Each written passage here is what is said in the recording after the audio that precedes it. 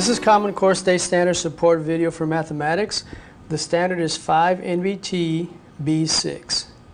This standard reads, find whole number quotients of whole numbers with up to 4-digit dividends and 2-digit divisors using strategies based on place value, the properties of operations, and/or the relationship between multiplication and division. Illustrate and explain the calculation by using equations, rectangular arrays, and/or area models. Now, there are related standards that started back in grade 3. One of these is 3OA-A3, where students are supposed to use multiplication and division within 100 to solve problems, so they've had a little bit of experience with division back in 3rd grade. Also, 3OA-B6 has it to where students are supposed to understand division as an unknown factor problem.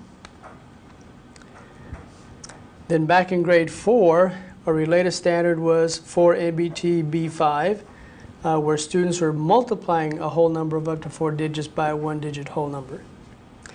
And notice that they were also using some of the same processes. They were supposed to use strategies based on place value and the properties of operations. So there are some similarities in the processes, again using the strategies and also the expectation that they're supposed to illustrate and explain their thinking using either equations or some type of solid models.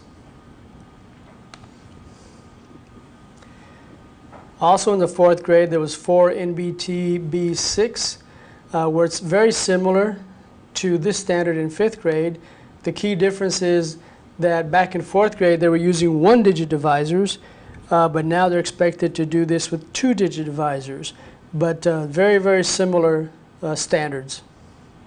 In the classroom, if we use the appropriate strategies and activities, we can address the standards for mathematical practices, and some of the ones that we can address through this standard would be the second one, reason abstractly and quantitatively; the third, construct viable arguments and critique the reasoning of others.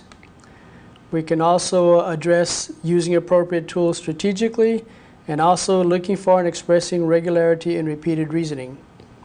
Let's focus on this idea of using the relationship between multiplication and division. Now, with multiplication and division, in these contexts, multiplication and division really both involve the same 3 elements. They involve so many groups of a certain size and a total. And really the only difference between multiplication and division lies in what is known and what is unknown.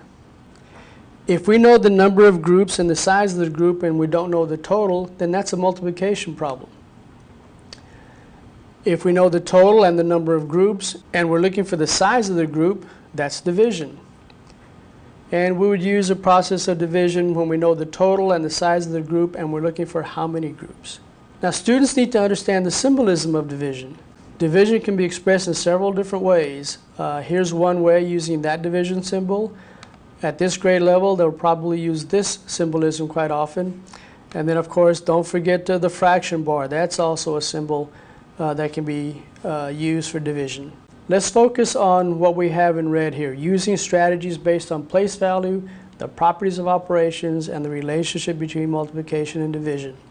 One of the adjustments that students will have to make at this grade level is estimating dividing by a 2-digit divisor. They're not used to that, so it's going to take a little bit of work and experience.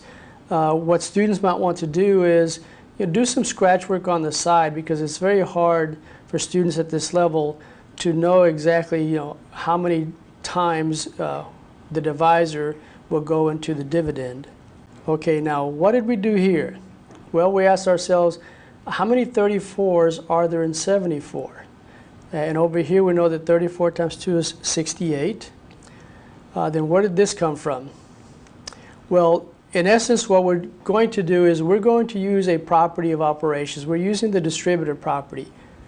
There's nothing that says that we can't use this for division. We're so used to using it for multiplication, but it has its place in division also. In essence, what we are doing is we're trying to break up the 7,412 into nice divisible chunks.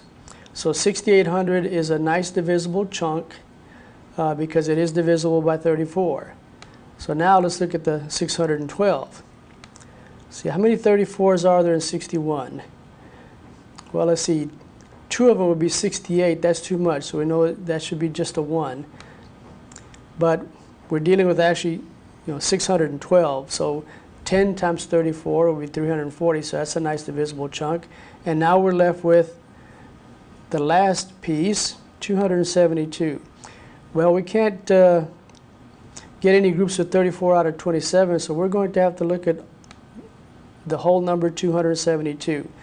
So again, we need to do some scratch work on the side. We're still not there. 34 times 6 is 204. That's too small. Go a little bit further. Oh, there it is. 34 times 8 is 272. So now we're set. We've broken up the 7,412 into 3 evenly divisible chunks that we can divide 34 into. So we have 6,800 divided by 34, plus 340 divided by 34, plus 272 divided by 34. And we've already determined that this would be 200. 340 divided by 34 is 10, and there's 8 34s and 272. Notice again that we use the distributive property. It's a great property to use here. Don't limit the use of distributive property to just multiplication. It does have its place with division. One of the key points here is that for whatever reason, when we were taught the standard algorithm, they sort of gave us the idea that the 7,412 was like one big chunk of concrete. That's what we have to work with. We can't break it apart, but we can. And that's what we did here. We broke it up to nice divisible chunks. And that's really the meat and potatoes of the strategy. So our last step now is to simply combine all our partial quotients to be a total of 218. Okay, let's look at this again. It's a good idea for, before they even get started, for students to go ahead and write down some of the different products that come from multiplying by 34. That way there won't be so much guessing. All right, so with the standard algorithm, we ask ourselves how many 34s are there in 74? And over here, let's see, it'd be 68. That'll work. So we put our 2, and then we were told to multiply it out and subtract. And then the idea of bringing down the 1. Now we look at 34 and 61. How many 34s can we get out of 61? Well, 68 was too big, so we know it's just once. Do our multiplication. Do our subtraction. And then we bring down the 2. How many 34s can we get out of 27? We can't, so we're going to have to look at the whole number, 272. And we already know from our scratch work on the side that this is going to be 34 times 8. And so we do our multiplication, and it checks out. One of the problems with the standard algorithm is this. We did not address any of the processes here in the standard. We did not use strategies based on place value. We didn't use the properties of operations, and we really didn't use the relationship between multiplication and division. So the standard algorithm for division just won't work here. We have to go way beyond that. Okay, let's go back and look at this again. All right, 34 into 74 goes twice with some left over, but we really weren't dividing 34 into 74. We were dividing 34 into 7,400. So we really have 200 times 34 here. Okay, then we have the 612. Okay, now what about 34 into 61? We figured out previously that has to be a 1. But again, it's not just 34 to 61, it's actually 612. So that's really a 10, not a 1. And then we subtract, we have our 272. And we already know from our scratch work that it does work out evenly. So that's an 8. Combine all that together, and we get 218. Now notice what we did here vertically is pretty much what happened when we use the distributive property horizontally. There's our 6,800, there's our 340, and there's our 272. It looks different, but the process and the thinking were really about the same. Now, if we look at what we did horizontally with the distributive property, we can do the exact same thing with the division symbol up here. We took our number and we split it up to those same divisible chunks. So we have 200 times 34 would be 6,800. We have our 10 times 34 is 340. And we have 8 times 34 is 272. Let's address the last statement of the standard. Illustrate and explain the calculation by using equations, rectangular arrays, and/or area models. Now we've already been using equations, but what about rectangular arrays and area models? Now, depending on the resources available, it might be really tough to model these really large numbers using arrays or area models. So it might be a good idea to model with dividends that are smaller but still 4-digit. Let's say numbers that are 2,000 or less.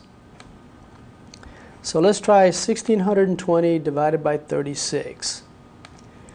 This context could be one where we want to know how many sets of 36 there are in 1,620. So here's one set of 36, but that's going to take a while if we just do it one at a time. Why don't we do 10 sets of 36 at a time, which would be 360. So there's 10. There's 10 more sets. That puts us at 720. There's 10 more. So that puts us at 1,080. 10 more. That puts us at 1,440. Now, if we stop here and subtract, we still need another 180. Oh, look, it's estimation here. We know that, hey, 18 is half of 36. So instead of 10 sets of 36, it looks like I need 5. And so when we multiply 5 times 36, it is in fact 180. So going back now to answer the question, we have 10 sets of 36 here, 10 sets of 36 here, and so forth. So we have 10, 20, 30, 45. So we have 45 sets of 36 each. So that's our solution, 45 sets of 36. Now what about an area model?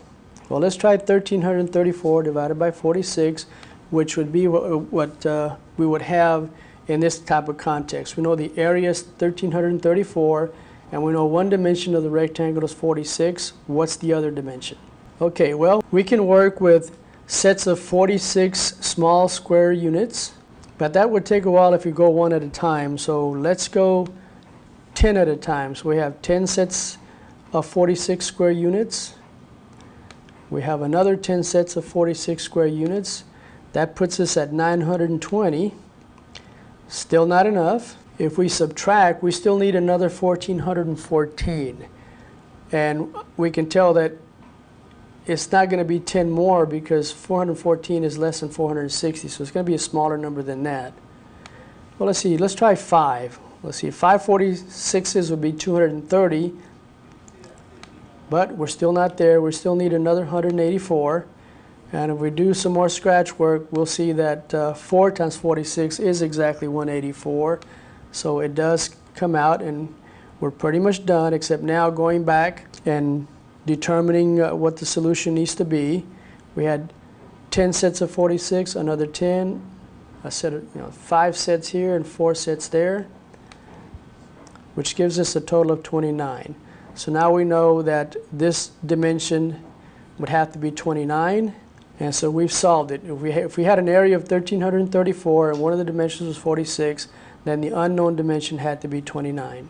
With this standard, again, the focus is on using strategies based on place value and the properties of operations, and students are expected to illustrate and explain the calculations, either through equations or rectangular arrays or area models. So again, this standard takes students way beyond the standard algorithm for division.